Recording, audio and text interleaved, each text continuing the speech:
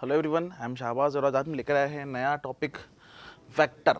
ठीक है, चैप्टर का नाम फिर से वही है, मैथमेटिकल टूल, और टॉपिक का नाम है वेक्टर। वेक्टर हम लोग पढ़ने वाले हैं, ये भी अपना बेसिक मैथमेटिक्स मतलब मैथमेटिकल टूल में बहुत ज़्यादा इम्पोर्टेंट है। इसका यूटिलाइज समझ लीजिए फिजिक्स के आने वाले हर एक चैप्टर में होने वाला है लगभग। मतलब अगर आपको पढ़ाया जाएगी एनएलएम तो वहाँ पे इसका यूज़ होगा, सर्कुलर हर जगह यूज़ होता है, हर जगह। ठीक है, तो काफ़ी इंपॉर्टेंट है, ऑब्वियसली पार्ट ऑफ मैथ्स है। ठीक है, और हम लोग इसको थोड़ा थोड़ा फिजिक्स में यूज़ करते हैं। ठीक है, तो बात करने वाले हैं हम लोग यहाँ पे वेक्टर की। ठीक, तो वेक्टर होता क्या है? फर्स्ट ऑफ ऑल वेक्टर एक फिजिकल क्वांटिटी है। सबसे पहला वर्ड फिजिकल क्वांटिटी क्या होता है? देखो, जब फिजिक्स स्टार्ट की जाती है सबसे पहले ये वर्ड कुछ कुछ याद बता दी जाते हैं कि ये वर्ड होते क्या है फिजिकल क्वांटिटी। तो व्हाट इज फिजिकल क्वांटिटी? तो फिजिकल क्वांटिटी होती क्या है? Physical quantity are those quantity which we study in physics. क्या होती है फिजिकल क्वांटिटी? फिजिकल क्वांटिटी वो क्वांटिटी होती है जो कि हम लोग फिजिक्स में स्टडी करते हैं। या फिर physical quantity are those quantity which follow the rules of physics, या फिर which can be measured by an instrument. ऐसी क्वांटिटी जिसको हम फिजिक्स में पढ़ते हैं, जिसके रूल फिजिक्स में डिस्कस करते हैं, जो फिजिक्स में पढ़ी जाती है, जिसको किसी मेजरिंग डिवाइस से मेजर किया जाता है, वो कहलाती है आपकी physical quantity. Physical quantity those quantity which can be measured by an instrument. जैसे कि लेंथ को ले लो तो आप मेजरिंग टेप से मेजर कर सकते हैं। ठीक है ना, आप कोई ले लो 1 kg शुगर, आप किससे मेजर करोगे कि सर बाट से या फिर विंग मशीन से मेजर करेंगे। तो ये सब क्या है? मतलब मास जो बताया आपको 1 kg शुगर क्या है, इससे जो 1 kg क्या है सर, फिजिकल क्वांटिटी है। ठीक है, तो मैंने यहाँ पर क्या किया हुआ था, फिजिकल क्वांटिटी को 2 पार्ट में क्लासीफाई किया होता है। ठीक है, एक होता है आपका स्केलर और एक होता है आपका वेक्टर। ठीक है, एक होता है आपका स्केलर, एक होता है आपका वेक्टर। ठीक है, तो उनमें से हम लोग आज कौन सा पढ़ने वाले हैं? वेक्टर पार्ट पढ़ने वाला है। ठीक है, अब आप बोलेंगे कि सर स्केलर होता क्या है, तो बताएं आप। तो स्केलर होता है क्या? स्केलर क्वांटिटी बहुत बेसिक है, आई थिंक डेफिनेटली सब लोगों को पता होगा इसके बारे में। Scalar quantity are those quantity which have magnitude only. उसमें डायरेक्शन नहीं होता। जैसे कि मैंने बोला कि मैं जा रहा हूं मेरे घर 5 मीटर या 5 किलोमीटर का डिस्टेंस ट्रेवल करके। ठीक है, तो ये टर्म क्या है? That term is complete called magnitude. इसमें ये जो 5 दिया हुआ है ये क्या है आपका? Numerical value. और ये वाला पार्ट क्या है आपका? पीछे जो दिया हुआ है यूनिट। समझते हैं इतना तो अपन? ठीक है ना, यहां पे भी सेम काम। मैं जा रहा हूं मेरे अगर 5 किलोमीटर का डिस्टेंस ट्रेवल करके, मतलब यहां पर जो दिया हुआ है ओनली मैग्नीट्यूड दिया हुआ है, यहां पर डायरेक्शन के बारे में कोई बात नहीं की है। लेकिन अगर मैं आपसे बोलूं कि इसको वेक्टर में बोलेंगे तो क्या बोलेंगे कि vector quantity are those quantity which have magnitude as well as direction. क्या होगा इसमें? मैग्नीट्यूड भी होगा और डायरेक्शन भी होगा। एग्जाम्पल के लिए मैं जा रहा हूं मेरे घर अगेन कितना 5 किलोमीटर का डिस्टेंस ट्रेवल करके इन ईस्ट डायरेक्शन, इन वेस्ट डायरेक्शन। तो भाई साहब आपको मैग्नीट्यूड भी दे दिया और डायरेक्शन भी दे दिया। तो बिल्कुल बेसिक सा दोनों में जो डिफरेंस है जो आपको कहीं भी देखने को मिल जाएगा वो क्या होता है कि सर इसमें मैग्नीट्यूड भी होगा और डायरेक्शन भी होगा। एग्जाम्पल समझ में आया? ठीक है, तो मैंने क्या बोला इसमें एडिशन टू द मैग्नीट्यूड बता दिया है, स्पेसिफाइड डायरेक्शन। इसमें क्या होगा आपका? डायरेक्शन स्पेसिफाइड होगी, बॉडी जाएगी किस डायरेक्शन में, ईस्ट में, वेस्ट में, नॉर्थ में, साउथ में, डायरेक्शन स्पेसिफाइड होगा तभी ये वेक्टर बनेगी। Is it clear? Next, it's obey the commutative law of addition. जो वेक्टर क्वांटिटी जितनी भी होती है वो कम्यूटेटिव लॉ ऑफ एडिशन को फॉलो करना चाहिए। अगर इसको फॉलो नहीं करेगी तो फिर वेक्टर काउंट नहीं होगी। अब बोले साहब कि यार ये क्या है? मैंने कहा ये इसको ऐसे बुला सकते हो कि ये क्या है सर? मैंने बोला वेक्टर ऑफ ए। अच्छा, ये चीज आपके लिए पहली चीज जो स्टार्टिंग से पढ़ रहे हैं, इस टर्म को हम ए वेक्टर बोलते हैं। जैसे समझो आप, जैसे कि मैंने किसी भी टर्म को मैंने एक वैल्यू लिया ए, अगर मैंने इसके सर पे एक ऐसा लगा दिया आइडेंटिटी, अब इस ये क्या बन गई? ये वेक्टर क्वांटिटी बन गई। समझ में आ रही बात? मतलब अगर मैंने किसी भी के सर पे क्या लगा दिया? एक वेक्टर, तो क्या बन जाएगी? एक वेक्टर क्वांटिटी। तो मैंने यहां पर क्या बोला हुआ है? Vector of A plus vector of B, है ना? A vector B vector is equal to किसके बराबर होगा? B vector plus A vector के बराबर होना चाहिए। एग्जाम्पल के लिए मैंने माना ए वेक्टर का वैल्यू दिया हुआ है क्वेश्चन में 3, बी वेक्टर का वैल्यू दिया हुआ है क्वेश्चन में 4। ठीक है, तो हम इसको कैसे लिख सकते हैं? 3 + 4 इज इक्वल टू 4 + 3। बात तो एक ही है सर, हाँ या ना? तो ये जो रूल है वो क्या कहलाता है आपका? Commutative law of addition. ठीक है, ये यही बताया जा रहा है, बहुत ज्यादा इसका यूज नहीं आएगा कहीं भी, जिसका आएगा बता दूंगा मैं खुद से, है ना। नेक्स्ट बोल रहा है it obey the laws of parallelogram of vector addition. बड़ा ही इंपॉर्टेंट लाइन है। पैरेललोग्राम क्या होता है मैं आपको आगे समझाने वाला हूं, आज ही के लेक्चर में कंप्लीट होने वाला है definitely. Parallelogram of vector addition क्या है? एडिशन ऑफ वेक्टर का एक पार्ट है, ठीक है। एडिशन ऑफ वेक्टर भी दो तीन तरह से होता है, मतलब जैसे हम बोलते हैं ना सम कर दो, ऐड कर दो, तो आप कैसे करते हो सम? ऐसे। अलजेब्रा में कैसे करते हो? 2 + 2, है ना, ऐसे करते हैं हम लोग, 4 + 2, इसी तरह करते हैं। लेकिन वेक्टर जो है ना, उसमें ऐड करने का तरीका बिल्कुल अलग है, ठीक है ना। तो इसने बोला है कि यहां पर कितने तरीके होते हैं? 2-3 तरीके होते हैं, उनमें से एक तरीके का नाम क्या है? Parallelogram of vector addition. तो उसने बोला कि ये किसको फॉलो करता है? इस वाले तरीके को फॉलो करता है, इस मेथड को फॉलो करता है, ठीक है। Only said to be vector, ठीक है, in above condition are not satisfied physical quantity can not be vector. अगर इन तीनों में से जो ऊपर दिया हुआ है, अगर इन तीनों में से कोई भी कंडीशन अगर सेटिस्फाई नहीं होती है तो वो टर्म वेक्टर नहीं मानी जाएगी। Is that clear? ये लाइन यहां पर बोली हुई है, बात समझ में आ गई? चलिए इसके बाद क्या बोल रहा है? अ physical quantity has a vector, it has a direction. Obviously physical quantity में क्या होगा? फिजिकल क्वांटिटी मैग्नीट्यूड भी होगा और डायरेक्शन भी होगा, ठीक है। उसके बाद क्या बोलता है? बट द कन्वर्स मे और मे नॉट बी ट्रू। ये वाला स्टेटमेंट 100% सही नहीं है, ऐसा कहा गया है। If a physical quantity has a direction it may और may not be vector. Example के लिए टाइम, प्रेशर, सरफेस टेंशन और करंट यहां पे दिए हुए हैं। क्या बोलना चाह रहा है भाई साहब? ये जो क्वांटिटी है, इनमें से कुछ क्वांटिटी ध्यान से देखें, ये क्वांटिटी बिल्कुल अलग टर्म है। देखो मैंने क्या बताया था, फिजिकल क्वांटिटी को दो पार्ट में क्लासिफाई किया था, एक स्केलर और एक वेक्टर। Is that clear? यहां पर आपने क्या बताया हुआ है कि कुछ ऐसी क्वांटिटी भी है जो कि इस पे डिपेंड नहीं करती। यहां पर क्या बोला हुआ है? If the physical quantity has a direction. इनका डायरेक्शन तो है, देखो क्या लिखा हुआ है, has a direction, it may और मे नॉट बी वेक्टर। लेकिन डायरेक्शन होने के बाद भी क्या है? वेक्टर हो भी सकती है और नहीं भी हो सकती। भाई साहब ये क्या होगी? ये तो अभी ऊपर वाला जो बात की थी उसका गलत हो रहा है। ऊपर क्या बोला था? कोई भी वेक्टर, अगर कोई भी क्वांटिटी में मैग्नीट्यूड हो और डायरेक्शन हो, क्या हो? Magnitude as well as direction, तो क्या बन जाएगी? वेक्टर। ये क्या बोल रहा है कि सर अगर डायरेक्शन हुआ तो भी वो क्या कहलाएगी? हो सकता है वो फिर वेक्टर ना हो, ऐसा कह रहा है। क्या बोल रहा है कि हो सकता है कोई फिजिकल क्वांटिटी हो जिसमें डायरेक्शन भी दिया हो, फिर भी वो वेक्टर हो ना हो नहीं कह सकता है। मैं कहा ओके, क्या प्रॉब्लम है भाई? इसने कहा एग्जांपल है मेरे पास कुछ ऐसी क्वांटिटी के जो कि टाइम है, प्रेशर है, सरफेस टेंशन, करंट, ये वेक्टर डायरेक्शन होने के बाद भी ये वेक्टर हो भी सकती है और नहीं भी हो सकती। ये कैसे है? देखो उसमें लिखा हुआ है have direction but not vector. इनमें लिखा हुआ है कि ये है, जितनी भी क्वांटिटी है इनमें क्या है? डायरेक्शन तो है लेकिन ये वेक्टर नहीं है, because they are not obey the parallelogram of vector addition. क्योंकि क्या फॉलो नहीं करती? पैरेललोग्राम ऑफ वेक्टर एडिशन को फॉलो नहीं करती ये क्वांटिटी, इसलिए इनको डायरेक्शन होने के बाद भी हमने क्या करा हुआ है? वेक्टर की कैटेगरी से निकाला हुआ है। अब बोले साहब निकाल के कहां भेजा? क्या हमने इसको स्केलर में रखा? मैंने कहा नहीं। देखिए अगर आपको डायरेक्टली क्वेश्चन पूछा जाए कि जो क्वांटिटी यहां पर दी हुई है ये क्वांटिटीज स्केलर है या वेक्टर है, तो आपका आंसर अगर ऑब्जेक्टिव है तो आपका आंसर होना चाहिए स्केलर। क्या होना चाहिए? स्केलर। लेकिन इसको और थोड़ा एक्यूरेट किया जाए तो इसका आंसर पता है क्या होता है? That is tensor. जो क्वांटिटी डायरेक्शन होने के बाद भी वेक्टर में ना जाए या इस रूल को फॉलो ना करे तो किस में चली जाती है? टेंसर में। लेकिन हम लोग ये पढ़ते नहीं है, ये हमारे सिलेबस में नहीं है, तो हम लोग क्या करते हैं? सीधा सीधा क्या बोल देते हैं कि भैया आप तो स्केलर मान लो, ठीक है। तो आप कंफ्यूज ना हो, अगर ऑप्शन में टेंसर दिया है तो that will be the right answer. ध्यान रखना ये चीज, ठीक है। हाँ, क्या समझते हैं कि भैया ऐसा कौन सी कंडीशन आ गई जिसमें इसको डायरेक्शन होने के बाद भी टेंसर बनना पड़ रहा है, वेक्टर को इसमें जगह नहीं मिल रही है?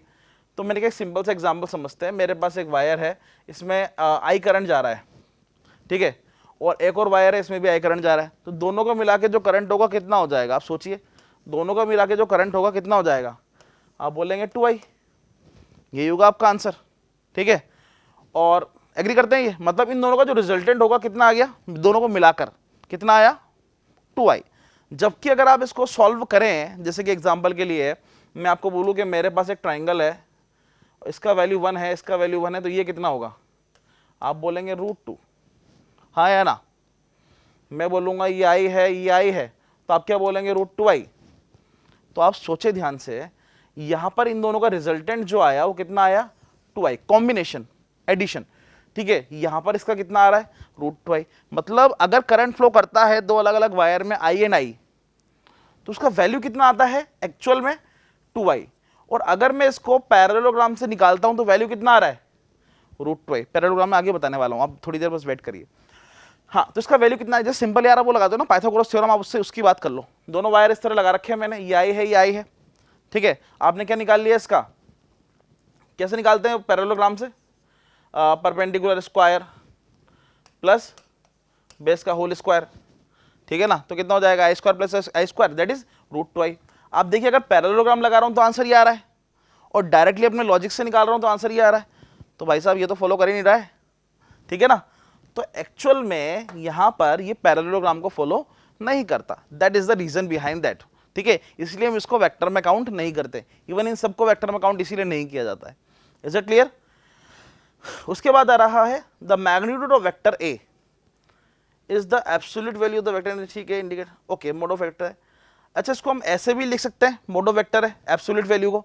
अच्छा, एग्जांपल क्या होगा वेक्टर का? जैसे कि डिस्प्लेसमेंट है, डिस्प्लेसमेंट में वेक्टर क्वांटिटी है, वेलोसिटी वेक्टर क्वांटिटी है, एक्सेलरेशन वेक्टर क्वांटिटी है, मोमेंटम वेक्टर क्वांटिटी है। इस तरह की हमारी जो एग्जांपल्स होते हैं, जैसे जैसे क्वांटिटी आती जाएगी वैसे वैसे ध्यान पता लगता जाएगा कि कौन सा स्केलर है, कौन सा वेक्टर है। Is it clear? ठीक है, आगे चलते हैं।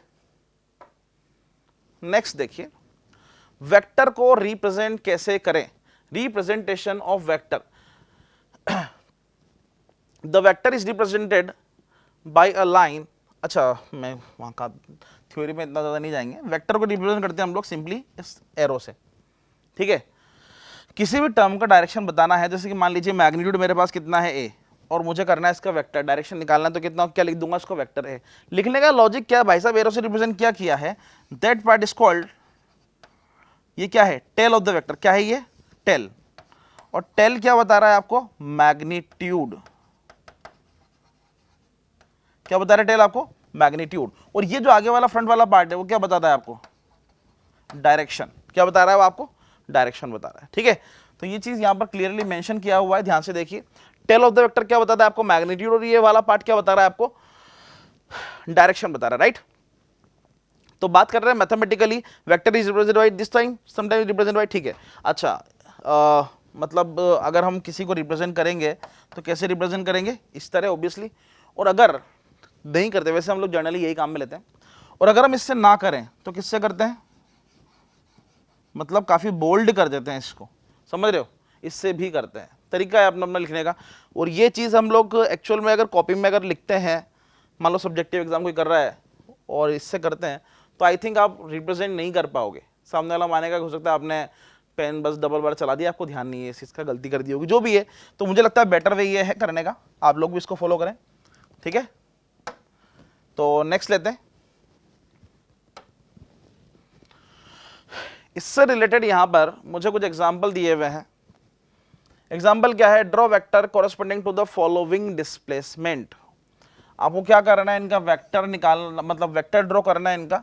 सामने आपको कुछ टर्म दी हुई है, कभी कभी ये चीज़ भी परेशान करती थी, बहुत छोटी सी चीज़ है। जैसे कि मैंने दिया आपका जो वेक्टर है वो कितना लंबा दिया, इसका साइज कितना दिया हुआ है आपको? 6 मीटर। ठीक है, एंगल कितना दिया हुआ है आपको? 60 डिग्री। और ये टर्म थोड़ी कंफ्यूज करती है, नॉर्थ ईस्ट। ठीक है, इसको बनाते हैं, देख ये आपका क्या होगा? इसको पूरे कंप्लीट बना लेते हैं। इधर देखिए, east, west, north and south. ठीक है, अब पहली बात तो इसकी लेंथ क्या रखनी है आपको? 6 मीटर। कितने डिग्री पर रखनी है? 60 डिग्री पर। कहाँ रखनी है? North east. अब ये थोड़ा कंफ्यूजिंग है, नॉर्थ ये रहा आपका, ईस्ट ये रहा। अब देखो इसमें कैसे पढ़ते, कैसे इसको? नॉर्थ ईस्ट का जो मतलब है कैसे पढ़ते हैं? ईस्ट से नॉर्थ में। कैसे पढ़ेंगे? ईस्ट से नॉर्थ में। ठीक है, तो आपका ईस्ट कहाँ है? ये रहा। नॉर्थ कहाँ है? ये रहा। ईस्ट से नॉर्थ में, तो आपका जो डायरेक्शन हो गया वो ये हो जाएगा।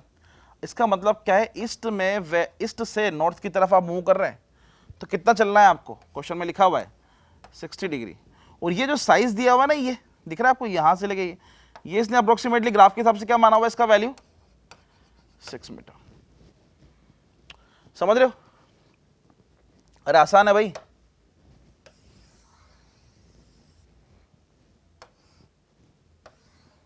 समझ में आ रहा है कहानी ये वाली?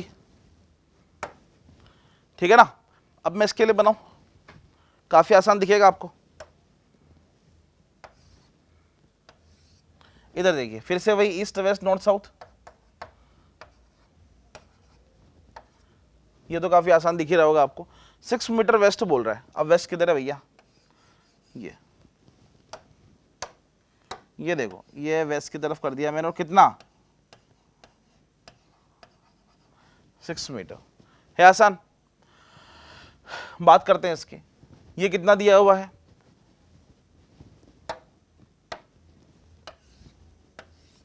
ईस्ट वेस्ट नॉर्थ और साउथ।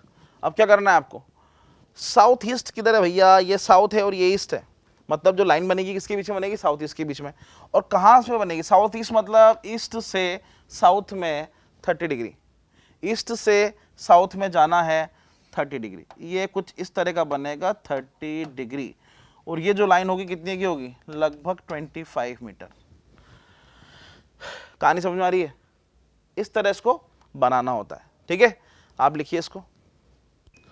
नेक्स्ट की बात करते हैं। इंपॉर्टेंट पॉइंट्स कुछ दिए हुए हैं जो हमने पढ़ा है उससे रिलेटेड, वेक्टर से रिलेटेड ऑब्वियसली कुछ इंपॉर्टेंट पॉइंट्स यहां पर गिवन है। तो पहला जो पॉइंट है वो क्या दिया हुआ है?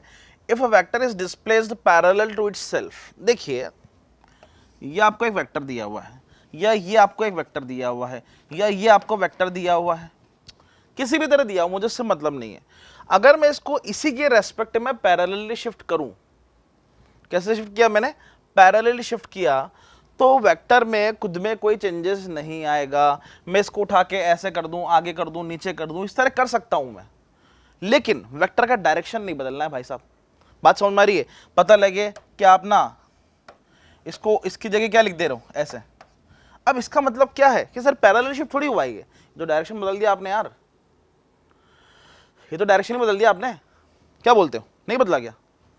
इसकी जगह मान लो आपने ये लिख रहे थे, आपने इसकी जगह सीधा ये बना दिया, अब डायरेक्शन नहीं बदला गया इसका। सर पहले डायरेक्शन ये था, अब तो आप किसी एंगल पे ले जा रहे हो उसको, समझ रहे हो? तो पैरेलली शिफ्ट करना पॉसिबल है, बिना किसी कंफ्यूजन के, बिना किसी प्रॉब्लम के हम लोग पैरेलली शिफ्ट कर सकते हैं। ये इसका पॉइंट बोल रहा है। Is it clear? Next point की बात करते हैं। Vector is rotated through an angle then multiple of 2 pi then other then okay it's change. देखो समझाता हूं इसको मैं। मेरे पास एक वेक्टर है ए, समझो इसको, और मुझे बोला जाए कि इसको आप रोटेट करिए with an angle of 360 degree. तो आप क्या करेंगे? 360 डिग्री रोटेट करने के लिए वापस यहां आ जाएंगे, हाँ या ना? इसका मतलब यही होगा भैया, और क्या होगा? समझ रहे हो? तो उसने क्या बोला कि अगर मैं वेक्टर को रोटेट कर दूं 360 डिग्री से, तो वेक्टर में कोई चेंजेस नहीं आएगा। सर जहां से चले थे वहीं आ गए, चेंजेस तो आने कैसे आएगा चेंजेस? सोच के देखिए, जहां से चले थे वहीं आ गए, देयर इज नो चेंजेस। लेकिन इसने बोला अदर देन मल्टीपल ऑफ 2 पाई, इसके अलावा किसी से अगर रोटेट कर दूंगा तो वेक्टर चेंज हो जाएगा, ऐसा बोल रहा है ये। मतलब 2 पाई से रोटेट ना करके किसी और एंगल से रोटेट कर दूं। एग्जांपल के लिए आपका वेक्टर ऐसा ही है और मैं इसको 2 पाई की जगह पाई/2 से रोटेट कर दूं। पहले आपका जो वेक्टर था, वेक्टर ए, वो ऐसा था, अब यहां आ गया है। कितने से रोटेट किया आपने? कि सर 90 डिग्री से। और 90 डिग्री से रोटेट करने से क्या वेक्टर का डायरेक्शन बदल गया है? पहले वेक्टर इधर था, अब इधर है, तो वेक्टर का वैल्यू बदल जाएगा, हाँ या ना? बात समझ में आ रही? काफी आसान है, बस ध्यान रखना है 2 पाई को छोड़कर किसी से भी रोटेट करोगे तो वेक्टर का वैल्यू बदल जाएगा। Is that clear? आगे चलते हैं। यहां पर हम कुछ इंपॉर्टेंट चीजों की ही बात कर रहे हैं रेगुलर बेस पे। If the frame of reference is translated, देखिए ये जो पॉइंट होता है अपना क्या कहलाता है? फ्रेम ऑफ रेफरेंस कहलाता है। ठीक है, अब इसने क्या बोला कि when the frame of reference is translate, मतलब यही अपनी जगह छोड़कर आगे चला जाए। देखिए यहां पर अगले फिगर में ध्यान से देखिए क्या कर रखा है इसने। पहले यहां पर बैठा हुआ था, अब क्या कर रहा है? यहां से अपनी जगह छोड़कर ये थोड़ा आगे शिफ्ट हो गया है। हुआ है या नहीं हुआ? ट्रांसलेट हो गया अपनी पोजीशन से। तो इसने क्या बोला कि अगर ऐसा कुछ सिचुएशन होता है कि अगर कोई वेक्टर अपनी पोजीशन से छोड़कर आगे शिफ्ट हो जाता है, ट्रांसलेट हो जाता है, तो वेक्टर का मतलब चेंजेस नहीं आएगा, वेक्टर में कोई चेंजेस नहीं आएगा, समझ में आया। इससे पहले वाले में चेंजेस आया था, कब, अगर मैं 2 पाई के अलावा किसी और एंगल से रोटेट कर रहा था। अभी क्या बोला मैंने, इसके अलावा, मतलब अगर मैं इसको ट्रांसलेट कर देता हूँ, यहाँ से इस जगह पहुँचा देता हूँ, तो वेक्टर में कोई भी चेंजेस नहीं आएगा। ऑब्वियस सी बात है, ओरिजिन ही बदल गया भाई, ओरिजिन बदल जाएगा तो उसमें कोई चेंजेस नहीं आएगा। मैं कहा ओके। नेक्स्ट बात करते हैं, 2 वेक्टर आर कॉल्ड इक्वल। अच्छा, 2 वेक्टर कब क्या कहलाएंगे, इक्वल कब कहलाएंगे, if their magnitude and direction are same, अगर उनका मैग्नीट्यूड एंड डायरेक्शन क्या हो, सेम हो। ऑब्वियस सी बात है भाई, मैं तेरे को बोलूं कि डायरेक्शन ये है 5 मीटर का, डायरेक्शन ये है 5 मीटर का, इनका मैग्नीट्यूड भी सेम है और डायरेक्शन भी सेम है, तो ये दोनों क्या कहलाएंगे, इक्वल मैग्नीट्यूड। बहुत बेसिक सी बातें कर रहे हैं बंदो, है ना। अगर इनका मैग्नीट्यूड अलग होता या डायरेक्शन अलग होता तो ये अनइक्वल कहलाता है। कहानी समझ में आ रही है। अभी ये दोनों क्या है, इक्वल वेक्टर। कहानी समझ में आ रही है। देखो, value of same physical quantity, है ना। सेम फिजिकल क्वांटिटी का मतलब क्या कह रहा है, ये अगर इसका फिजिकल क्वांटिटी क्या है, लेंथ, इसका भी फिजिकल क्वांटिटी क्या होगा, ऑब्वियस सी बात है सर, लेंथ, है ना। अगर मैं बोलूँ कि सर मेरे पास एक फैक्टर है 5 मीटर का, एक वेक्टर है मेरे पास 5 मीटर पर सेकेंड का, क्या ये दोनों सेम है, दोनों सेम है। आप बोलोगे सर कैसी बातें कर रहे हो, ये डिस्प्लेसमेंट का वेक्टर है, ये वेलोसिटी का वेक्टर है, अलग अलग होंगे, है कि नहीं है, समझ रहे हो। तो फिजिकल क्वांटिटी क्या होनी चाहिए, सेम होनी चाहिए। ये एक बड़ी इंपॉर्टेंट बात है जो कि हम थोड़ी देर पहले भी डिस्कस कर रहे थे। एंगल बिटवीन एनी 2 वेक्टर, ठीक है, means smaller of the 2 angles between the vector. देखो देखो देखो, बड़ी इंपॉर्टेंट बात बोल दी इसने। Angle between the 2 vector means the smaller of the two angles between the vector, मतलब 2 वेक्टर के बीच में एंगल निकाल दो, सबसे छोटा एंगल देखता हूं, सबसे पहला काम तो ये है मेरा। मैं कहा ठीक है, between the vector when they are placed tail to tail by the displacing each other. कैसे कनेक्ट करते हैं उसको, टेल टू टेल, ध्यान रखना कैसे कनेक्ट करते हैं इसको, टेल टू टेल। सबसे इंपॉर्टेंट बात है स्मॉलर वेक्टर, और दूसरा कैसे कनेक्ट करना है इसको, टेल टू टेल। मैं कहा ओके। अब इधर देखिए, यहां पे एक वेक्टर है ए, एक वेक्टर दिया हुआ है बी, विजिबल है, और दोनों के बीच में एंगल कितना दिया हुआ है आपको, थीटा, ठीक। अब मैंने कहा इनको मैं क्या करता हूं, डिस्प्लेस कर देता हूं। ये कैसे कनेक्टेड, टेल टू टेल। अब मैंने क्या किया, देखो ये जो बी वेक्टर है, सॉरी, इसमें ए वेक्टर को मैंने क्या करा, पीछे खींच लाया मैं ए वेक्टर को, समझो ए वेक्टर को कैसे ले आया मैं, पीछे ले आया शिफ्ट करके। आप समझेंगे कि अगर मैं ए वेक्टर को पीछे ले आऊंगा तो यहां क्या बचेगा, कुछ नहीं। इमेजिन करिए क्या बच रहा है यहां पे, कुछ नहीं। अब आप ये देखिए, क्या ये सिचुएशन ये वाली बन रही है, क्या सिचुएशन ये वाली बन रही है, और मैंने जो किया है वो सही है। क्या मैं ए वेक्टर को आगे पीछे पैरेलल शिफ्ट कर सकता हूँ, हाँ अभी तो बताया था कर सकते हैं। और जब ऐसा कर लूंगा तो क्या सिचुएशन ऐसी बन जाएगी, मैंने कहा यस। और जब ऐसी सिचुएशन बन जाएगी तो आप ध्यान से सोचिए कि सर क्या ये एक दूसरे के हेड और उससे टेल से कनेक्टेड है। यहाँ तो देखिए कैसा करना था कनेक्ट, टेल टू टेल, और कर कैसा दिया आपने, कर कैसा दिया आपने, हेड टू टेल, ठीक है। तो इस कंडीशन में एंगल कितना आएगा कि सर थीटा, इस कंडीशन में एंगल कितना आएगा आपका, थीटा। कर सकते हैं, एंगल ही तो निकाल रहा हूं, ठीक।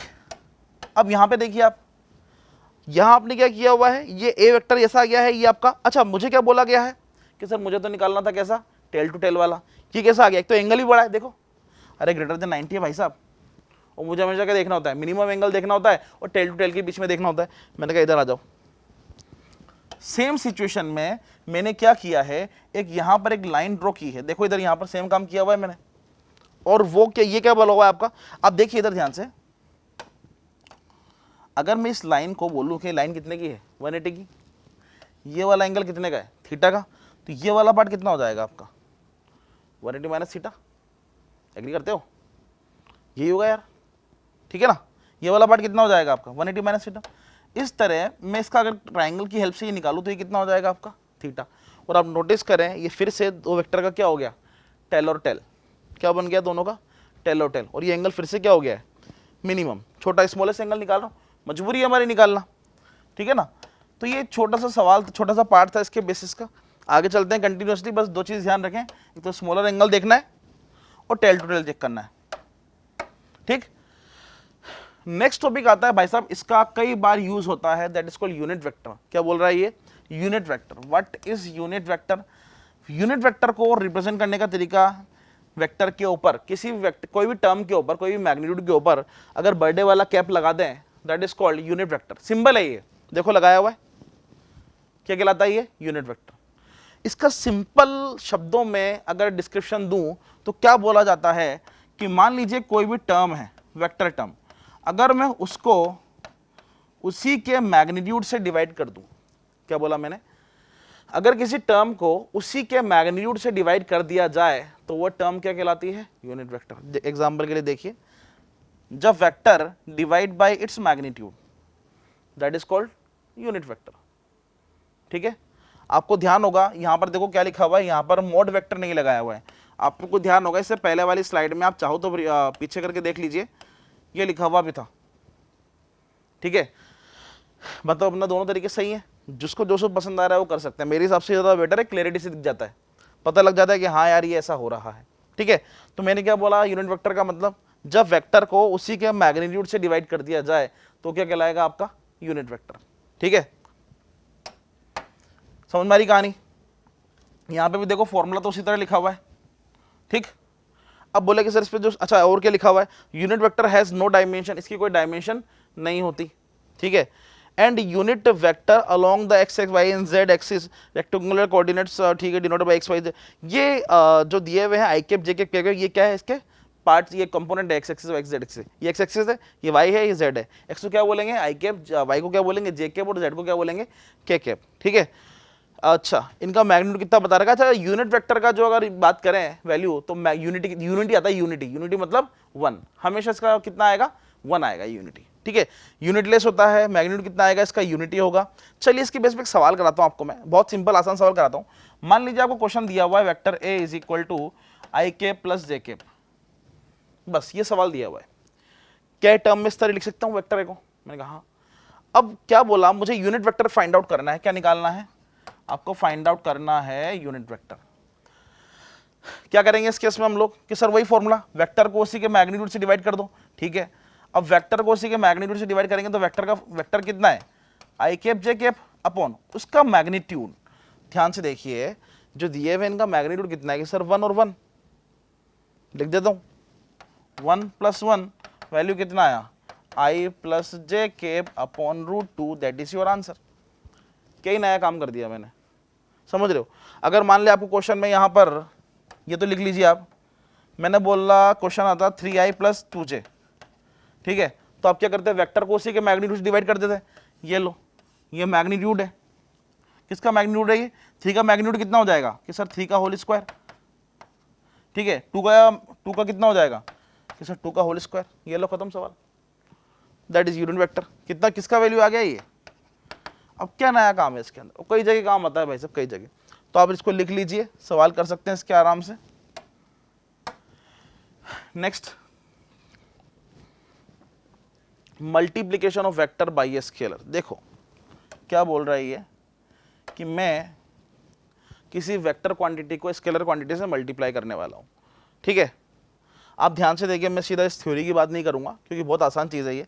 एग्जाम्पल ले रहा हूं मैं सीधा। अब फिजिकल क्वांटिटी कितना दिया हुआ है आपको? 3 kg। समझ में आ गया? फिजिकल क्वांटिटी मास है, ये mass 3 kg multiply by a vector A such that F is equal to M A magnetic direction of. ठीक है, क्वेश्चन दिया हुआ है, पहले में एक्सेलरेशन दिया हुआ है आपको ये, और दूसरे में एक्सेलरेशन दिया हुआ है ये। आपको दोनों ही केस में मैग्नीट्यूड भी बताना है और डायरेक्शन भी बताना है। मैं कहा बता देंगे सर। ध्यान से देखिए, mass F is equal to M है, लगाना है। एम कितना है?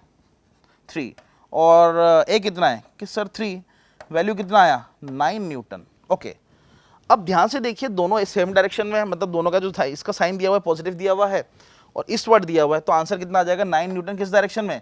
ईस्ट डायरेक्शन में।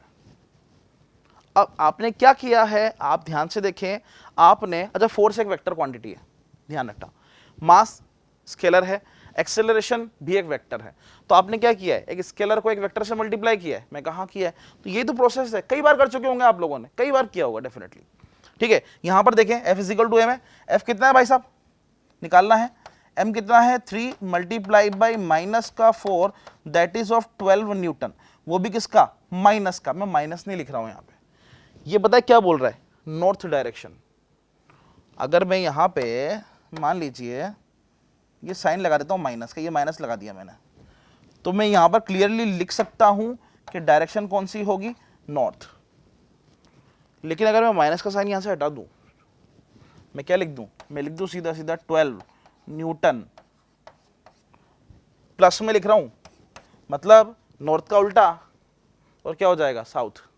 नहीं आया समझ में, समझ रहे हो, माइनस, अगर यहां भी माइनस तो है ही नहीं, यहाँ माइनस नहीं, जो साइन था वही लिख दिया मैंने, वहां माइनस दिया हुआ है, साइन बदलना पड़ेगा, या तो डायरेक्शन वही रहने दो, माइनस साइन के साथ लिख दो, ये डायरेक्शन माइनस हटा दो, डायरेक्शन चेंज कर दो। कहानी समझ में आ रही है। ये था छोटा सा पार्ट, बहुत आसान है। आगे चलते हैं नेक्स्ट, एडिशन ऑफ वेक्टर। मैंने आपको स्टार्टिंग में बोला भी था कि वेक्टर के 2-3 वैरायटी होती है ऐड करने की। यहां मेरे पास उनमें से एक वैरायटी सामने दिया हुआ है, एडिशन ऑफ वेक्टर। पहला ही नाम दिया हुआ है सबसे इंपॉर्टेंट, जिसका नाम है पैरेललोग्राम ऑफ वेक्टर एडिशन। क्या बोलते हैं इसको, पैरेललोग्राम ऑफ वेक्टर एडिशन। समझते हैं इसको, बड़ा ही इंपॉर्टेंट है ये। पैरेललोग्राम ऑफ वेक्टर एडिशन होता क्या है, समझते हैं इसको। देखिए मैं यही बना हुआ भी है, मैं इसको रिपीट से बना देता हूं एक बार। जैसे कि मान लीजिए मेरे पास एक वेक्टर है ए वेक्टर, राइट, और मेरे पास एक वेक्टर है बी वेक्टर, समझो, ठीक है। अब ये दोनों एक दूसरे के रेस्पेक्ट में किसी एंगल पे दिए हुए हैं। एंगल कितना दिया हुआ है मान लेते हैं, इसमें भी थीटा दिया हुआ है, थीटा ले लेते हैं, थीटा दिया हुआ है। अब आपको क्या करना है, मैंने बोला आपको इन दोनों का रिजल्टेंट निकालना है। क्या निकालना है, रिजल्टेंट। किसी सर्टेन एंगल पे है ये, सर्टेन एंगल पे। तो मैंने क्या किया, समझने के लिए मैंने इसको पैरेलली आगे इसके एक वेक्टर के पैरेलली शिफ्ट किया, और बी वेक्टर को भी मैंने आगे से पैरेलली शिफ्ट किया। देखिए ध्यान से, उधर यही किया हुआ है। ए का पैरेलल जो होगा वो वेक्टर ए होना चाहिए, बी का पैरेलल जो होगा वो वेक्टर बी होना चाहिए। अरे होगा कि नहीं होगा, एग्री करते हैं। चलिए अब कहानी क्या होता है, कहानी में इधर देखिए, मुझे निकालना था क्या, रिजल्टेंट। क्या इसका रिजल्टेंट आ जाएगा, जिसका एक्स एक्सिस से जो एंगल है वो अल्फा, इसमें सॉरी फाई दिया हुआ है, अपन फाई ले लेते हैं। कितना लिया हुआ है इसने, फाई। देखिए ये जो फाई दिया हुआ है, कहां से कहां तक का एंगल दिया हुआ है, ए से लेकर रिजल्टेंट के बीच का एंगल दिया हुआ है, राइट। काफी सिंप्लीफाइड डायग्राम है, कोई गलत नहीं है, मैं ऐसे बता रहा हूं आपको, ठीक। अब समझो ध्यान से, देखो अब आप ध्यान से देखें तो यहां पे अगर मैं इसको ऐसे एक इमेजिनरी लाइन डालकर ऐसे बना लूं, तो क्या यहां पर एक छोटा सा ट्राइंगल नजर आ रहा है आपको, आ रहा है क्या। अब मैं ये वाला मेरा वाला फिगर हटा रहा हूं, सिर्फ उसी की बात करूंगा। देखो मैं किसकी बात कर रहा हूं, दिख रहा है, विजिबल है। मैं इस छोटे से ट्राइंगल को यहां बनाने जा रहा हूं बड़ा करके। अच्छा ये अगर पूरा एंगल थीटा है तो ऑब्वियसली ये एंगल भी कितना होगा, पूरा थीटा होगा, होना चाहिए नहीं होना चाहिए। मैं कब बना दिया इसको भी थीटा। अगर ये लाइन मेरी बी है तो ये लाइन भी कितनी होनी चाहिए, बी वेक्टर। अरे होगा कि नहीं होगा। अब ध्यान से देखें, थीटा के सामने वाला बी मतलब एक वैल्यू है ये वेक्टर की, ध्यान रखना, बी वेक्टर बेस मत समझ लेना इसको। हाँ थीटा के सामने वाला लाइन हमेशा क्या होता है, मैं इसको लिख देता हूं PER से लिख देता हूं, परपेंडिकुलर, ठीक है। नीचे वाला लाइन क्या हो जाएगा आपका, BASE, बेस क्लियरली लिख देता हूं मैं। और जहां पर वेक्टर बी बना हुआ है वो पता है क्या होगा, हिप्पोपोटेमस, अरे हाइपोटेनियस यार, ठीक है, मजाक कर रहा हूं, ठीक है। अब आपको अगर थोड़ा सा साइन कोसाइन की वैल्यू पता है तो आपको पता होना चाहिए साइन थीटा जो होता है वो परपेंडिकुलर अपॉन हाइपोटेनियस होता है, एंड कॉस थीटा जो होता है वो बेस अपॉन हाइपोटेनियस होता है। इतना तो जानते हैं पर लोग। अगर मैं यहां से परपेंडिकुलर निकालने लगूं तो P इज इक्वल टू कितना होगा, H साइन थीटा, और अगर मैं बेस निकालने लगूं तो कितना हो जाएगा सर, ये H कॉस थीटा। हाँ या ना। थोड़ा सा वापस फिगर पे आते हैं।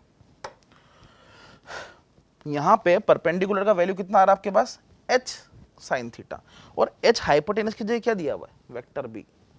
लिख दूं क्या, वेक्टर बी, कितना लिखूंगा, साइन थीटा। किसकी जगह लिखा है मैंने? ये परपेंडिकुलर की जगह। आप नोटिस करें बेस की जगह क्या लिखा हुआ है, देखना एक बार, एच कॉस थीटा। एच मतलब वेक्टर बी कॉस थीटा। अलग कलर से लिखा हुआ है तो विजिबिलिटी तो आ जाएगी। समझ में आ रही है? देखिए यही चीज़ नहीं लिखी हुई है, सब कुछ फिर से हटा रहा हूँ, सब कुछ तो नहीं हटाऊंगा,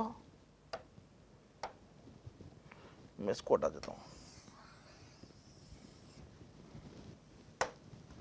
इधर देखिए, हाँ जी, काम कीजिए, समझ में आ रही है आपको? इधर देखिए, ये ट्राइंगल ये था, ये वाला पार्ट क्या बन गया? B sine theta. ये वाला पार्ट क्या बन गया? B cos theta. अब आपसे बोला जाए तो ध्यान से देखें, तो ये मेरे पास एक ट्राइंगल, बड़ा वाला ट्राइंगल बन रहा है, दिख रहा है? इस बड़े वाले ट्राइंगल का जो पार्ट है, ये वाला पार्ट है, ये क्या है आपका? B sine theta. ये वाला नीचे वाला पार्ट क्या है? देखो पूरा नोटिस करें, यहां से लेके यहां तक का पार्ट तो कितना दिया हुआ है क्वेश्चन में? ए। और ये कितना दिया हुआ है? B cos theta. है कि नहीं है? नोटिस कर लो, देखो आराम से,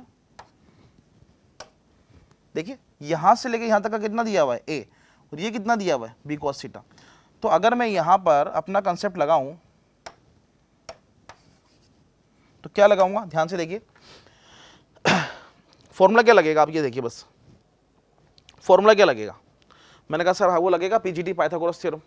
पाइथागोरस थ्योरम क्या बोलती है इस कंडीशन में कि सर रिजल्टेंट निकालना है मुझे, resultant is equal to root of A square, मतलब परपेंडिकुलर स्क्वायर है बेस का, और ये करूंगा यहां पर, तो परपेंडिकुलर कितना है मेरे पास? बी साइन थीटा का होल स्क्वायर प्लस, और बेस कितना है सर? ए प्लस बी कोस थीटा का होल स्क्वायर। अगर आप इसको सिंप्लीफाई करते हैं तो कितना वैल्यू आएगा? देखिए B square sine square theta plus यहाँ क्या लगेगा भाई साहब? पता है क्या लिखा हुआ है? ये क्या लिखा हुआ है? A plus B cos theta का whole square, that is A square plus B square. और फॉर्मूला क्या लगेगा? A square plus B square plus 2ab cos theta. हाँ या ना? तो मैं इसको अलग कलर से नीचे बना देता हूँ यहाँ पे, r is equal to root of कितना हो जाएगा? B square sine square theta A square B square cos square theta plus 2ab cos theta. ये वैल्यू बन जाएगा आपका। आप नोटिस करें ये वाला पार्ट ये और ये वाला पार्ट कितना बन रहा है? Sine square theta plus cos square theta, B common निकाल लीजिए वहां से, तो क्या बन जाएगा? 1। जानते हैं ये आइडेंटिटी? आइडेंटिटी क्या होती है? Sine square theta cos square theta is equal to कितना होता है? 1। ये वैल्यू मुझे यहाँ डालनी है, ठीक है? तो इन सारी कैलकुलेशन करने के बाद क्या बचेगा आपके पास? यहाँ से बचेगा ए स्क्वायर, ये आपका बचने वाला है ए स्क्वायर, यहाँ से बचेगा बी स्क्वायर, और फिर बचेगा 2ab कॉस थीटा। मैं डायरेक्टली रिजल्ट लिखने जा रहा हूँ रिजल्टेंट का। रिजल्टेंट कितना हो जाएगा भाई साहब? A square B square 2ab cos theta, और ये किस में आ जाएगा? रूट ओवर में। ये कहीं लिखा होगा? नहीं लिखा क्या? हाँ ये लिखा हुआ है, ये देखिए मैं इसको हटा रहा हूँ सारा जो मैंने लिखा हुआ है, ये आपका रिजल्ट लिखा हुआ है। रिजल्टेंट निकालने का तरीका पैरेललोग्राम वेक्टराइजेशन से दिया हुआ है यहाँ पे। अगर इससे एंगल निकाला जाए, कौन सा एंगल? ये फाई, ठीक है? कैसे निकालते हैं? कैसे निकाल सकते हैं एंगल? फॉर्मूला कैसे निकाल सकते हैं एंगल? देखिए ये एंगल जो निकलेगा, क्या निकलेगा? एक फॉर्मूला पता है आपको, टेन थीटा, तो वो जाएगा टेन फाई। एंगल कितना? फाई है, और वो होता है कितना? Perpendicular upon base. होगा कि नहीं होगा? और परपेंडिकुलर कितना है मेरे पास यहाँ पे? बी साइन थीटा, और बेस कितना है मेरे पास? ए प्लस बी कॉस थीटा।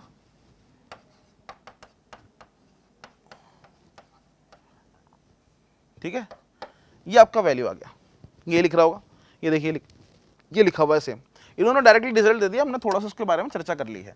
तो ये आपका रिजल्ट इस तरह निकल कर आता है। बस फॉर्मूले आपको थोड़े पता होने चाहिए ट्रिग्नोमेट्री के, जो कि आप पहले से पढ़ चुके हो, राइट? आगे चलते हैं।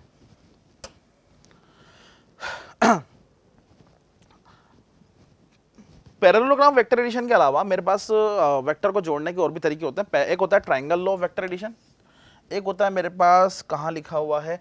Polygon law vector addition. कितने होते हैं मेरे पास? दो तरीके होते हैं, दोनों को बहुत शॉर्ट में समझते हैं क्योंकि दोनों का जो मीनिंग है वो एक जैसा ही है। ध्यान से देखिए, इधर मेरे पास एक वेक्टर है, एक ए वेक्टर, एक वेक्टर है बी, और दोनों को जोड़ना है, तो क्या निकलेगा? इनका रिजल्टेंट निकलेगा, और रिजल्टेंट कितना हो जाएगा sir? Vector A plus of vector B, ये रिजल्ट निकलेगा इनका। कैसे कर रखा है कि सर दोनों को सिंपल जोड़ लिया मैंने, और कैसे जोड़ा है? ध्यान रखना, एक का हेड एक के टेल से, एक का हेड एक के टेल से जोड़ना है, ये चीज यहां पर मेनली ध्यान रखनी है। वेक्टर कैसे जोड़ा जाएगा? एक का हेड दूसरे के टेल से, दूसरे का हेड तीसरे के टेल से, तीसरे का हेड चौथे के टेल से, इस तरह जोड़ना है हमें, है ना।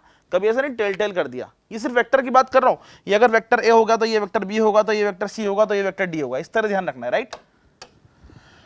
और ये रिजल्टेंट कितना हो जाएगा आपका? ए प्लस बी के बराबर, ठीक। अब मैं यहां आ जाता हूं इधर, ये तो था मेरे पास ट्राइंगल लॉ वेक्टर एडिशन, और क्या करा है हमने ट्राइंगल लॉ वेक्टर एडिशन में कि सर हमने ए प्लस बी को जोड़ा है, और उसका रिजल्टेंट कितना आया है? Vector R. कुछ भी आ सकता है, सी भी आ सकता है, ठीक है ना, कंफ्यूज मत होना, या वेक्टर अपन ने सीधा रिजल्टेंट लिख दिया, दैट इज वेक्टर आर, ठीक है। अब बात करते हैं यहां पे, ये मेरे पास मोर देन वन वेक्टर है। देखो ये तो था किसकी बात थी? ट्राइंगल लॉ वेक्टर एडिशन की। अब मैं किसकी बात करने जा रहा हूं? ये कहलाता है पॉलीगन लॉ। इसमें जो वेक्टर होते हैं मोर देन वन वेक्टर होते हैं। यहाँ पर मुझे 4 वेक्टर दिए हुए हैं और मुझे इनका रिजल्टेंट निकालना है, ऐड करना है इनको। मैं कहा ठीक है, मैंने कंडीशन है सर कि क्या? एक वेक्टर का हेड दूसरे के टेल से, दूसरे का टेल तीसरे के हेड से, चौथे, इस तरह कनेक्ट करना है। मैं कहा ठीक है, ये देख दिए हुए हैं ABCD, ये किसी भी मैनर में दिए होते हैं ना। अगर मान लो ये वाला वेक्टर आपको उठाकर इधर दे देता तो आप क्या करते? सर लगा देते तो उसी मैनर में ही हम लगा दे दो, उसी मैनर में। कैसे जोड़ूंगा मैं इनको? ABCD जोड़ दूंगा मैं कहा। अब देखो जोड़ने का तरीका कैसे होता है इसको, ए वेक्टर और बी वेक्टर जोड़े मैंने, तो इनका जो रिजल्ट आएगा वो ये आएगा, और ये लाइन कितनी हो जाएगी? ए वेक्टर प्लस बी वेक्टर। सबको भूल जाइए, CD सबको भूल जाइए। अब ध्यान से देखिए, अब तो ए और बी का रिजल्टेंट क्या आना है, और इसका डायरेक्शन ये होगा। क्या बोलते हो? पहला स्टेप, ठीक है। बात करते हैं दूसरे स्टेप की। दूसरा स्टेप क्या होगा कि सर यहां से लेकर यहां तक का, इसको क्या हुआ है?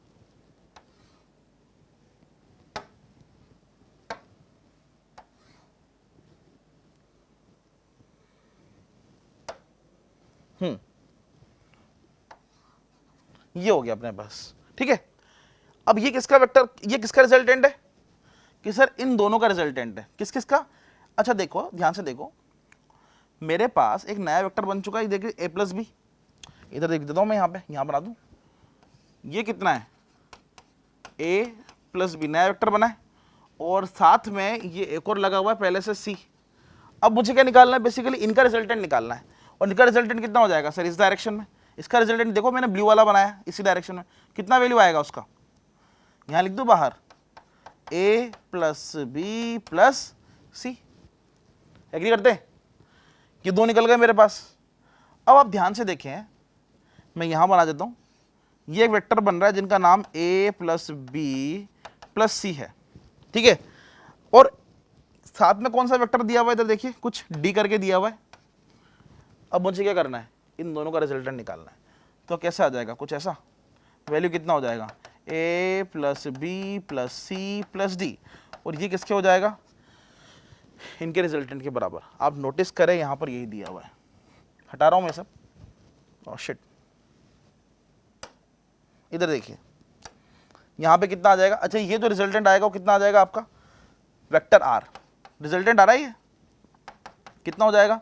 Vector A, vector B, vector C and vector D, इसके बराबर हो जाएगा ये। कैसे हो जाएगा सर? ए बी सी और डी, इन चारों को देखें, एक का हेड एक का टेल, एक का हेड एक का टेल, एक का हेड एक का टेल, मतलब चारों जुड़ेंगे। और ये लास्ट वाला क्या है? इसको बोलूंगा मैं वेक्टर आर। ये इन सबका रिजल्टेंट है। देखिए यहां पर टेल टेल कनेक्टेड, ऊपर head tail connected, head connected है। क्या होता है रिजल्टेंट का? टेल टेल हेडेड कनेक्टेड होता है तो क्या कहलाता है वो? रिजल्टेंट। बात समझ में आ रही है? तो ये क्या हो गया आपका? ये वैसे इतना ज्यादा यूज नहीं होता, यूज कौन सा होगा आपका? पैरेललोग्राम वाला, ठीक है। आगे चलते हैं, कुछ इंपॉर्टेंट पॉइंट्स यहां पर अवेलेबल है मेरे पास, उनको देख लेते हैं एक बार। क्या बोल रही है फिजिकल, ठीक है, सेम टाइप, ठीक है, पहला वाला बिल्कुल बेसिक है, दूसरा वाला देखते हैं यहाँ से। रिजल्टेंट का फॉर्मूला दिया हुआ है r is equal to root of, ये 1/2 मतलब रूट दिया हुआ है, a square plus B square plus 2ab cos theta. मैं कहा ठीक है, इसमें तो कोई प्रॉब्लम है ही नहीं। सो r मैक्सिमम कब होगा, रिजल्टेंट मैक्सिमम कब होगा, रिजल्टेंट मैक्सिमम कब होगा कि सर जब थीटा का वैल्यू 1 हो जाए किसी तरह, और थीटा का वैल्यू 1 कब होता है, सॉरी हाँ, मतलब cos थीटा का वैल्यू 1 कब होता है, cos 0 पर या 90 पर, कि cos 0 पर, मतलब दोनों के दोनों वेक्टर अगर सेम डायरेक्शन में हो जाए, यही कहना चाह रहा है ये, तो तभी तो मैक्सिमम होगा, हाँ या ना, ठीक है ना। लिखा हुआ है यहाँ पर थीटा का वैल्यू कितना हो जाए 0 डिग्री। 0 डिग्री मतलब क्या कि मेरे पास दो वेक्टर है ये और ये, और अगर ये धीरे धीरे धीरे इन दोनों के बीच का एंगल थीटा का वैल्यू अगर 0 हो जाए तो क्या हो जाएगा, रिजल्टेंट मैक्सिमम आ जाएगा, यही तो होता है, ठीक है।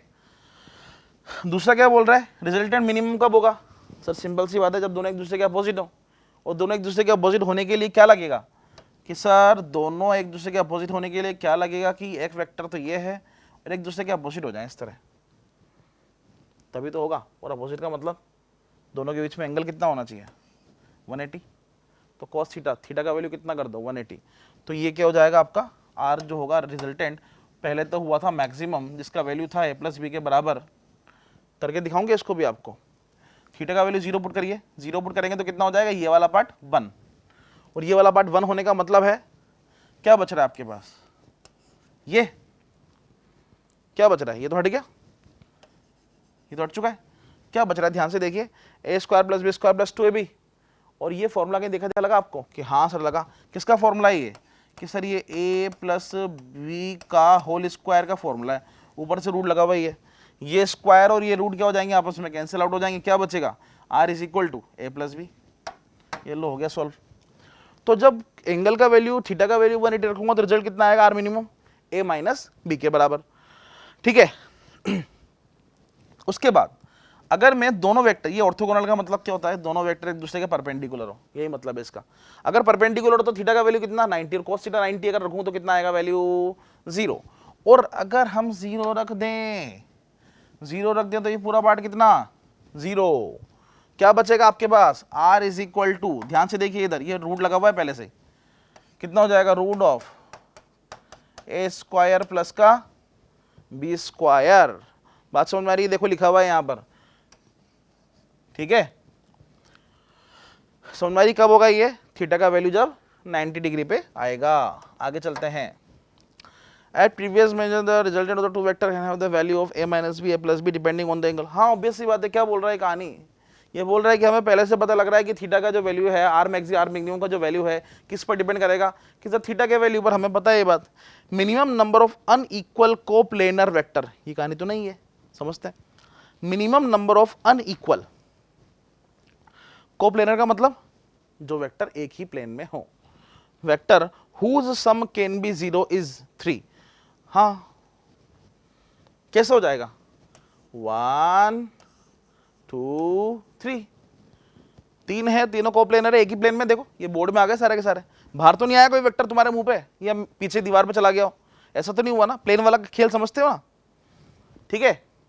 तो 1 2 एंड 3 तीनों वेक्टर हैं और तीनों किसमें एक ही प्लेन में है, और तीनों का एंगल कितना बता रहा है आपको, सम कितना बता रहा है आपको 0 हो जाना चाहिए, मैंने कहा इस तरह बने होंगे तीनों, मतलब छोटी छोटी कंडीशन है, अगर ऑब्जेक्टिव सवाल में कहीं पूछ लेता है तो कभी पूछ लेता है, वरना ज़्यादा इसका वो नहीं है। नेक्स्ट क्या बोल रहा है, subtraction of a vector from a vector is the addition of negative vector, ठीक है। क्या मैं सिंपली, देखो यार सिंपल सी बात है, मेरे पास दो वेक्टर हैं, एक वेक्टर दिया हुआ है प्लस का है, एक वेक्टर दिया हुआ है मेरे पास माइनस का भी, ठीक है। अब क्या मैं इसको सिंपली इस मेथड में लिख सकता हूं क्या, मैं कहा हाँ, अगर मैं माइनस को बाहर फेंक दूं, मल्टीप्लाई कर दूं प्लस से, तो कितना वैल्यू आएगा a माइनस बी, मैं कहा हाँ लिख सकते हैं, क्या दिक्कत है, ठीक है। इसका एक छोटा सा डेमो में दिखाता हूं आपको, आप आगे इधर देखिए, मेरे पास एक टर्म है, वेक्टर है, क्या बोल रहा है ये, from the figure it is clear that a minus B is equal to the addition of a with the reverse of b, ध्यान से देखिए, a दिया हुआ है ये और ये b दिया हुआ है। मैंने क्या बोला था कि जब भी वेक्टर की छेड़छाड़ करो कैसे करेंगे कि सर पैरेलल शिफ्ट करेंगे, या फिर घुमाएंगे तो कैसे घुमाएंगे 180 डिग्री से। यहाँ पर मैंने पता है क्या किया, देख इस सॉरी 180 नहीं 360 डिग्री से घुमाएंगे तो प्रॉब्लम नहीं होगी। यहाँ प्रॉब्लम होने वाली है, कैसे देख इधर, ये वेक्टर था, अच्छा इसका रिजल्टेंट अगर तेरे को निकालने को बोला जाए तो कैसे निकालेगा, किस तरह से, और कितना आएगा बताना, कि sir vector A plus vector B. ठीक है, अब मैं आपको बोलता हूं यहां पे मैंने बोला कि बी को रिवर्स कर दिया। रिवर्स का मतलब कि सर एंगल 180 डिग्री, पहले अगर 0 मान लो तो इसको 180 कर दो, मतलब कुछ ऐसा हो जाना है, यही तो रिवर्स होगा 180 से घुमाने पे। आप देखिए इधर नोटिस करिए, पहले इसका मैग्नीट्यूड कितना दे रखा था आपको, प्लस का बी, अब इसका मैग्नीट्यूड कितना आ गया है, माइनस का बी। क्यों किया माइनस का बी, क्योंकि सर हमने इसको रिवर्स कर दिया है। क्या कर दिया है, इसको हमने रिवर्स कर दिया है। अब इसका अगर रिजल्टेंट निकालने को बोला जाए तो देखो क्या होगा इसका रिजल्टेंट, ये इसका रिजल्टेंट है, कितना हो गया, vector A minus vector B. ठीक है ना, कैसे किया है कुछ देखो तो थोड़ा सा, ये अगर एंगल आपका थीटा दिया हुआ है तो ये पूरा कितना होगा 180 होगा, तो ये बचा वाला जो पार्ट होगा ये वाला वो कितना होगा 180 माइनस थीटा। तो बिल्कुल बेसिक सी ज्योमेट्री है। ठीक है, एंगल वेंगल निकालना सबको आता ही है। फॉर्मूला क्या बनेगा कि सर ए माइनस बी, है ना, यही तो हो रहा है यहाँ पे देखो, अगर हम इसको सॉल्व करें तो कितना हो जाएगा A minus B, formula root of A square plus B square minus of 2ab cos theta. अरे यार प्लस में क्या आ रहा था, अगर प्लस का फॉर्मूला तो दोनों में प्लस आता, माइनस का है तो क्या आ जाएगा माइनस आ जाएगा, क्या दिक्कत है। ठीक है, सब्ट्रैक्शन का मेथड है तो सिंपल सा, बहुत ज़्यादा क्वेश्चन इससे भी नहीं बनते, एडिशन से बनते मैक्सिमम। ये प्लस होता तो यहाँ पे प्लस आया था, ये माइनस हो तो यहाँ पर माइनस आ जाएगा। फॉर्मूला क्या होगा, root of A square plus B square minus of 2ab cos theta. ठीक है, अब क्या बोल रहा है ये कि change in vector physical quantity means subtraction is the initial. हाँ, ये क्या बोल रहा है कि अगर मुझे चेंज इन वेक्टर निकालना हो तो सिंपल जब भी चेंज निकालते हैं तो क्या बोलते हैं, फाइनल माइनस इनिशियल, यही बोलेंगे। यहां पर भी ऐसा है, ये क्या बोल रहा है, means subtraction of initial from the final, मतलब फाइनल में से क्या कर दो, इनिशियल को माइनस कर दो, तो ये वैल्यू आ जाएगा। मैंने कहा हाँ, ये आपका रिजल्टेंट डेल वी है, ये फाइनल है, ये इनिशियल है, सब्ट्रैक्ट कर दूंगा, मतलब कोई यूज नहीं है बहुत ज्यादा, बस इसने बता रखा है कि ऐसा यहाँ भी ऐसा ही करना पड़ता है। जैसे नॉर्मल कंडीशन जब करते हैं, सिंप्लीफाई करते हैं, परसेंटेज वगैरह करते हैं, तो आपको पता है क्या करते हैं, माइनस करते हैं पहले को दूसरे में से, राइट, इज इट क्लियर। तो मेरा जो नेक्स्ट क्वेश्चन है वो है two non zero vector A and B are such that mod of vector A plus B mod of A minus B, find the angle between A and B के बीच का angle निकालना है। बहुत ही आसान है, थोड़ी देर पहले बात की थी इसके बारे में हम लोगों ने। क्या होगा इसका formula, root of A square B square 2ab cos theta, है ना। और अगर ये चीज माइनस के लिए बात करें, बराबर बोल रहा है क्वेश्चन में बोला हुआ ऐसा, तो इसका वैल्यू लिखूंगा तो उसका क्या लिखूंगा, अभी इसका भी फॉर्मूला पढ़ा था हम लोगों ने, A square plus of B square minus of 2ab cos theta. ठीक है, क्या करें कि दोनों साइड स्क्वायर रूट ले लो, सबसे पहले ले लिया, मतलब इस जो स्क्वायर रूट लेने पर ये वाला जो पार्ट होगा गायब।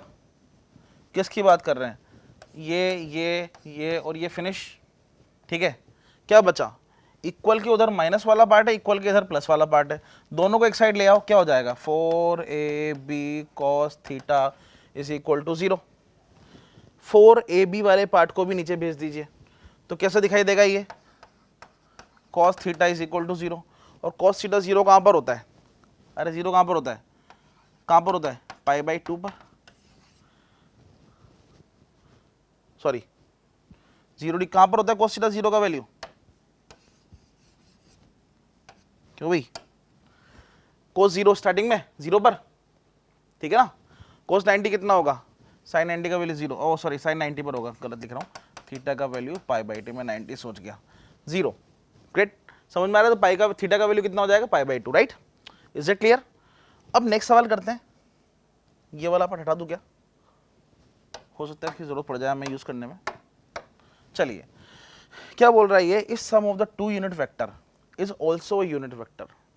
मतलब अगर मैं, जैसे कि मैं इसी को मान लूँ ये दोनों यूनिट वेक्टर हैं और इन दोनों का सम कितना आ रहा है आपके पास, यूनिट वेक्टर ही आ रहा है, मतलब 1 आ रहा है। ठीक है, तो इसने क्या बोला कि रिजल्ट किस तरह निकालना है, 1 is equal to root of 1 का स्क्वायर। अरे भाई इसने खुद ने बोला है, क्या बोला है, A square plus B square plus 2ab into cos theta, ये रिजल्ट आएगा। उसने खुद ने बोला कि दो यूनिट वेक्टर का सम करूंगा, वो भी कितना आएगा यूनिट वेक्टर। मैंने कर लेते हैं सिंप्लीफाई, स्क्वायर रूट को उधर भेज दो, स्क्वायर रूट को उधर भेज दो, स्क्वायर में चला जाएगा, कितना बचेगा 1, कितना हो गया 1, ये दोनों कितने 2, ये भी कितना आपके पास 2, ठीक है। सिंप्लीफाई करते हैं तो 1 is equal to 2 plus 2 cos theta, इस 2 को उधर भेज दीजिए, दैट इज -1 2 कॉस थीटा, ठीक है। 2 को क्रॉस मल्टीप्लाई करके नीचे फेंक दो, तो cos theta is equal to कितना हो रहा है -1/2, ये एक रिलेशन निकला है मेरे पास, ठीक है। उसके बाद क्या बोलता है कि find the magnitude of the difference, difference का मैग्नीट्यूड निकालो। मैं कहा ठीक है निकाल देते हैं। डिफरेंस का मैग्नीट्यूड कितना हो जाएगा, सेम काम करना है लेकिन यहां क्या कर देना है, माइनस कर देना है। याद आ रहा है डिफरेंस कितना है मेरे पास, मैं यहां कर लूं क्या डिफरेंस वाला सवाल, vector A minus vector B, ठीक है, vector A minus vector B, difference निकालना है, ठीक है। Find the angle between A and B, ये निकालना है डिफरेंस। ये कितना होगा 1 + 1 A square plus B square minus 2ab, है ना, कॉस थीटा। और कॉस थीटा का वैल्यू अभी आपने देखा कितना आ रहा है -1/2, उसी के रिलेशन से, तो कितना हो जाएगा यहाँ पर, कॉस थीटा का डायरेक्ट कर दूं वैल्यू, मल्टीप्लाई बाई 1/2 कर देते हैं, सिंप्लीफाई का। अच्छा ये 1/2 नहीं आएगा भाई सब, माइनस का 1/2 आएगा, ये माइनस का 1/2 आएगा, ध्यान रखना, ठीक है। मैं थोड़ा सा रिपेयर कर देता हूँ उसको, कितना आएगा ये माइनस का 1/2, तो माइनस का 1/2 ये कितना हो गया टोटल मिलाकर, देख रहे हैं आप 1, ये प्लस में हो जाएगा तो कितना वैल्यू आ गया √3, ये आपका आंसर हो गया इसका, ठीक है। तो इसको करने के लिए पहले ये निकालना पड़ेगा आपको, ठीक है ना। आगे चले, इसके बाद आता है रेजोल्यूशन ऑफ वेक्टर, काफी आसान सा टॉपिक है। मान लीजिए मेरे पास ये एक वैल्यू दिया हुआ है, फोर्स दिया हुआ है ना, इसका वैल्यू न्यूटन में होगा, और मुझे क्या करना है इसके कंपोनेंट करने हैं, रिजोल्व करना है इसको, ठीक है। तो इसके दो कंपोनेंट होते हैं, और ध्यान रखना कंपोनेंट जो होते हैं वो हमेशा इसके परपेंडिकुलर होते हैं, किसके, जिसका वैल्यू दिया हुआ है उसके परपेंडिकुलर होते हैं। देखो अगर इसके मैं कंपोनेंट निकालूंगा तो इसके कंपोनेंट कैसे निकलेंगे, इसके परपेंडिकुलर, इस डायरेक्शन में और इस डायरेक्शन में। अगर मान लेते देखो फोर्स ऐसे दिया होता तो इसके कंपोनेंट कैसे निकलते कि सर वही परपेंडिकुलर, मतलब जो कंपोनेंट होंगे ना बेटा वो एक दूसरे के रेस्पेक्ट में परपेंडिकुलर होने चाहिए, एक दूसरे के रेस्पेक्ट में, समझ में आ रही कहानी। ये ऐसा दे दिया एक दूसरे के परपेंडिकुलर, ठीक है ना, मेरा कंपोनेंट तो फोर्स तो ये है, कंपोनेंट ऐसे हो गए। इधर देखिए यहाँ पर मान लीजिए फोर्स ऐसा लग रहा है तो ये कंपोनेंट ऐसे लग रहे हैं, देखो एक दूसरे के परपेंडिकुलर। तो रूल क्या है कि जो कंपोनेंट होंगे कैसे होंगे, एक दूसरे के परपेंडिकुलर, ये तो मैंने बता दिया आपको। अगर मैं इसको डायरेक्टली सॉल्व करना चाहूँ, ठीक है, तो फोर्स के कंपोनेंट कैसे होंगे, एक दूसरे के परपेंडिकुलर बता चुका हूँ। थीटा के साथ वाला जो पार्ट होगा वो बन जाएगा एफ कॉस थीटा, और रिमेनिंग पार्ट जो होगा वो क्या हो जाएगा F sine theta. Direct method तो ये है। अब देखिए यहाँ पर ये थीटा है, ये डब्ल्यू है, तो ये वाला पार्ट क्या हो जाएगा डब्ल्यू फॉर साइन थीटा। अरे थीटा के साथ वाला क्या बनना है W for cos theta, theta के साथ वाला कॉस, रिमेनिंग पार्ट साइन। ये तो डायरेक्ट मेथड हो गया, ठीक है। अब मैं इसको नॉर्मल समझाता हूँ आपको कैसे करते हैं इसको। मान लीजिए एफ है, ये लाइन है वाई एक्सिस की, आप इसी लाइन को पैरेलली यहाँ बना दीजिए, बना दिया, ये लाइन पैरेलल बना दिया आपने, ट्राइंगल दिख रहा है क्या आपको ये, और थीटा के सामने वाला क्या होता है परपेंडिकुलर, नीचे वाला पार्ट बेस, ठीक है। और ये क्या है एफ कितना दिया हुआ है कि सर ये तो वो है अपना हाइपोटेनियस, क्या है ये हाइपोटेनियस है, तो ठीक है ना। फॉर्मूला क्या होता है अभी अभी बात की थी थोड़ी देर पहले, sine theta is equal to perpendicular upon base, ठीक है ना। परपेंडिकुलर निकालना है तो परपेंडिकुलर कितना हो जाएगा, सॉरी परपेंडिकुलर अपॉन हाइपोटेनियस, पाप हो जाता रे बबुआ, ठीक है। कितना हो जाएगा एच साइन थीटा, कितना हो जाएगा ये एच साइन थीटा, ठीक है।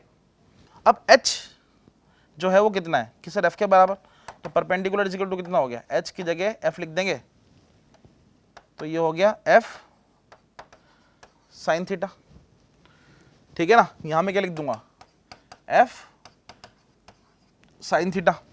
अब बात करें किसकी, बेस की, ठीक है ना। बेस निकालने के लिए फॉर्मूला क्या बनता है, cos theta is equal to base upon hypotenuse. तो यहां पर बेस इज इक्वल टू कितना हो जाएगा बेटा, h of cos theta, height cos theta, sorry h मतलब हाइपोटेनियस cos थीटा, और h का वैल्यू कितना दिया हुआ है f, तो बेस इज इक्वल टू कितना हो गया f cos थीटा। सारा वैल्यू मैं निकाल चुका हूं सिर्फ छोटे से ट्रिग्नोमेट्रिक फंक्शन की हेल्प से, ठीक है ना। तो आप देखें बेस का वैल्यू मतलब ये वाला पार्ट कितना हो गया f cos थीटा, और ये वाला कितना हो गया f sin थीटा। ये तो इसका नॉर्मल मेथड है। आप इसको क्या करें, स्क्रीनशॉट ले लें, मैं आगे बढ़ रहा हूं, इसको हटाकर नहीं समझ में आएगा फिर से रिवाइंड करके देखें। तो मेरे हिसाब से ये f है और ये क्या बन चुका है f sin थीटा, और ये क्या बन चुका है f cos थीटा। एग्री। आप देखिए ये दोनों लाइन पैरेलल है, अगर ये f sin थीटा होगा तो ये भी कितना होगा f sin theta. That's it, हटा दो पूरी कहानी को, समझ गए, हो गया अब। और मैंने जो बताया था वो क्या बोला था थोड़ी देर पहले, मेरा तो ज़रा आसान था, मैंने क्या बोला था, थीटा के साथ वाला कोस बन जाएगा, रिमेनिंग पार्ट साइन बन जाएगा, दिमाग ही नहीं लगाना था, क्या दिक्कत है। आगे चलते हैं। मान ले तेरे को थीटा यहाँ ना देकर यहाँ दे दे, और अभी भी एफ आपको ऐसे दिया हुआ है, तो क्या होगा कि सर आपने तो बताया था थीटा के साथ वाला कोस होगा, रिमेनिंग पार्ट वाला साइन होगा, दैट्स इट। क्या बोलते हो, नहीं आया समझ में भाई, चोरी कर रहे हैं लेकिन तरीके से, गलत नहीं है, ठीक है ना। ये भी एक तरह का मेथड है, लगा सकते हैं। अब मैं बात करता हूं किसकी, इस तरह के मेथड की। थोड़ी सी इसके लिए मैथ्स का पार्ट पता होना चाहिए। ध्यान से देखें, एक कार एक इंक्लाइन प्लेन पे जा रही है जिसका एंगल सरफेस से कितना दिया हुआ है आपको, थीटा। हम कलर बदल लेते हैं, थीटा दिया हुआ है। अब आप ध्यान से देखें, ये क्या लग रहा है mg, और ये किसके बराबर है, वेट ऑफ द बॉडी के, ठीक है ना। किसके बराबर है ये, वेट ऑफ द बॉडी के। अब आप समझें कि यहां पर इसके क्या हो गए, दो कंपोनेंट निकलेंगे, किसके, ये mg लग रहा है नीचे ऐसे। अब इसके क्या होंगे, दो कंपोनेंट निकलेंगे, एक कंपोनेंट तो निकल रहा है ये, और एक कंपोनेंट निकल रहा है ये, ठीक है ना।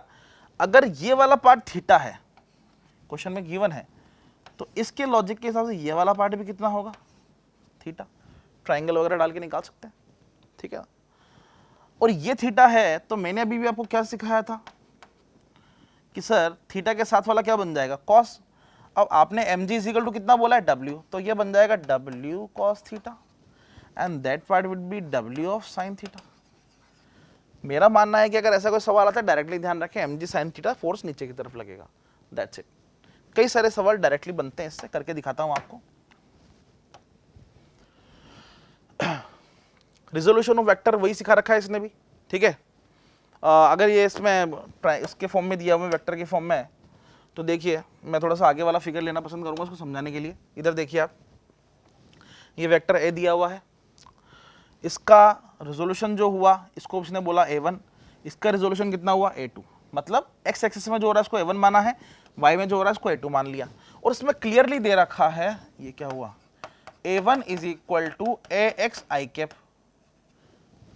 है ना, और a2 इज इक्वल टू कितना दे रखा है, ay j कैप, ठीक है।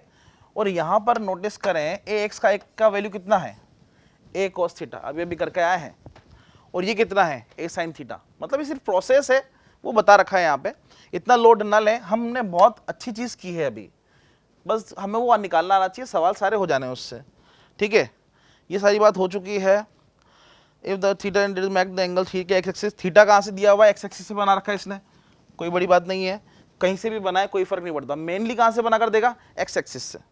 The component A X A Y, अगर मैं इसका रिजल्टेंट निकालने लगूँ तो कितना हो जाएगा, component A X A Y का, ये ए एक्स है और ये ए वाई है, कितना हो जाएगा, root of A X square plus of A Y square plus of 2ax A Y cos 90, मतलब 90। अरे 90 का है बोला, क्यों भाई, अरे भैया एक दूसरे के 90 डिग्री पे है तो 90, और cos 90 का वैल्यू कितना हो जाएगा, 0। cos 90 का वैल्यू 0 होने का मतलब है कि पूरा पार्ट पीछे का 0, तो बचा वाला पार्ट कितना होगा, ये रहा। और थीटा इज इक्वल टू कितना हो जाएगा, perpendicular from base A Y by X, करके आए हैं अभी अभी, ठीक है ना। बिल्कुल बेसिक है। आगे चलते हैं। अच्छा 3 डायमेंशन में दिया हो कि सर 2 दे या 3 दे, क्या फर्क पड़ रहा है? इससे पहले वाला 2 किया था, इस बार 3 दे रखा है। मैंने कहा क्या नया है, देखते हैं इसके अंदर भाई साहब। इधर देखिए, अभी अभी आपने क्या बोला था थोड़ी देर पहले, देख इधर, ए एक्स इज इक्वल टू कितना तेरा, ए कोस थीटा, ध्यान रखना, और ए वाई इज इक्वल टू कितना, ए साइन थीटा। ठीक है ना? ये कब हो रहा है? जब इसी के अलग अलग फेज वो दे रखे एंगल अपन को ना, नोटिस करते हैं। इधर देखो, इधर आ जाओ, यहां पे मुझे 3 डायमेंशन की बात कर रखा है, ये एक रिजल्टेंट दे रखा है इनका, ये देखो दे रखा है अलग से, बिल्कुल रेड वाले को नोटिस करो, दे रखा है। ठीक है ना? इस रेड वाले से ये सबका रिजल्टेंट है, इसको इसने पी पॉइंट बोल रखा है, देखो इधर, और इसके कोऑर्डिनेट किससे आ रहे हैं, एक्स वाई और जेड से। अब देख, इससे एक्स एक्सिस का जो एंगल है कितना दे रखा है, अल्फा, देखो इधर, एक्स एक्सिस से coordinate A cos alpha, B axis Y axis कहाँ है भाई साहब, ढूंढो ढूंढो ढूंढो, ये रहा भाई, इससे डेफिनेटली बीटा दिया होगा, कहाँ रहा, ये रहा, देखो ये रहा बीटा, विजिबल है, देखो। तो कितना हो जाएगा, डेफिनेटली ए वाई बीटा कॉस बीटा, और जेड एक्सिस कहाँ है, ये रहा, कोऑर्डिनेट ये है, इन दोनों के बीच का एंगल देखो कितना दिया हुआ है, गामा, मतलब कितना हो गया, ए वाई कोस गामा लिखा हुआ है सामने। अब सबका रिजल्टेंट अगर निकालेंगे तो ये कितना हो जाएगा, मैग्नीट्यूड निकालेंगे तो sorry, X square A Y square A Z square, that's it. कहाँ पे निकल रहा है ये, पी पॉइंट पर। बहुत ज़्यादा लेवल के से सवाल नहीं बनते, टेंशन ना लें। एग्जाम्पल पे आ रहे हैं हम लोग सीधा सीधा। A body of mass 2 kg lies on the inclined plane, okay, shown in the figure, resolve weight perpendicular, ठीक है, ऑफ द प्लेन, इतना दिया हुआ है, ओके। क्या बोला था, mg कितना हो जाएगा, m बॉडी का मास कितना है 2, g का वैल्यू कितना है, वैल्यू कितना आया 20 न्यूटन, ठीक है। कंपोनेंट निकालते हैं साहब, कितना हो जाएगा, mg sine theta, mg sine theta, theta का वैल्यू कितना दिया हुआ है 30 डिग्री, इसका perpendicular mg cos theta, theta का वैल्यू कितना दिया हुआ है 30 डिग्री, खत्म सवाल।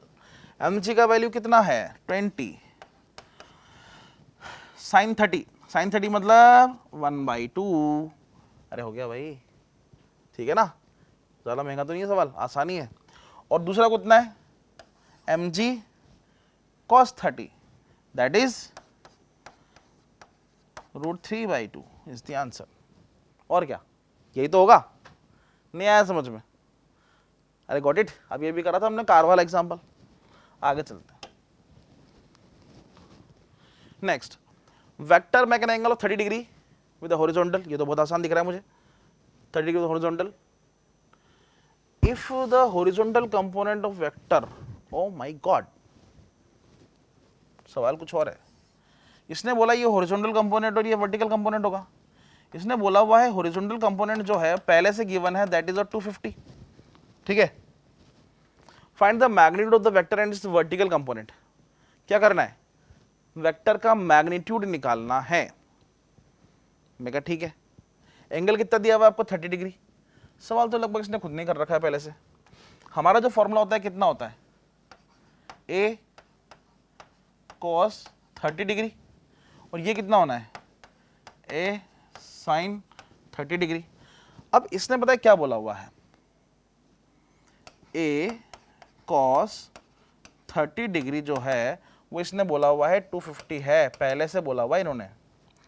तो cos 30 का वैल्यू कितना होता है, 0, 1/2, 1/√2, √3/2 होगा इसका वैल्यू। तो a √3/2 इज इक्वल टू कितना हो जाएगा आपके पास 250, ठीक है। तो सिंप्लीफाई करिए, तो a इज इक्वल टू कितना हो गया, सॉरी 500 डिवाइडेड बाई √3, ए का वैल्यू कितना है मेरे पास 500 डिवाइडेड बाई √3, ये का वैल्यू आ गया मेरे पास। अब मुझे क्या करना है, वर्टिकल, ये तो आ गया, क्या बोला इसने, find the magnitude of the vector, ये तो निकाल लिया, पहला सवाल तो आ गया मेरे पास। वेक्टर का मैग्नीट्यूड कितना है 500 डिवाइड बाई √3, और क्या बोल रहा है वर्टिकल कंपोनेंट में निकालना है। तो हो गया सवाल, कितना हो जाएगा वर्टिकल कंपोनेंट, ये लिख देता हूँ, वर्टिकल कंपोनेंट को वी से रिप्रेजेंट कर दूँ, वर्टिकल कंपोनेंट को वी से लिख दूँ, तो कितना हो जाएगा, ए साइन 30, ए का वैल्यू कितना है 500, अरे अभी भी निकाला है भाई साहब, मल्टीप्लाई बाई साइन 1/2, अरे 30 का वैल्यू आंसर कितना हो गया 250 divide by √3 is the answer. ठीक है, तो यहाँ पर ये टॉपिक हम लोग कंप्लीट कर रहे हैं। नेक्स्ट जो भी लेक्चर होगा उसमें हम कंटिन्यू इसी को आगे कंप्लीट करेंगे क्योंकि अभी इनकम्प्लीट है, राइट। तो थैंक यू, मिलते हैं नेक्स्ट।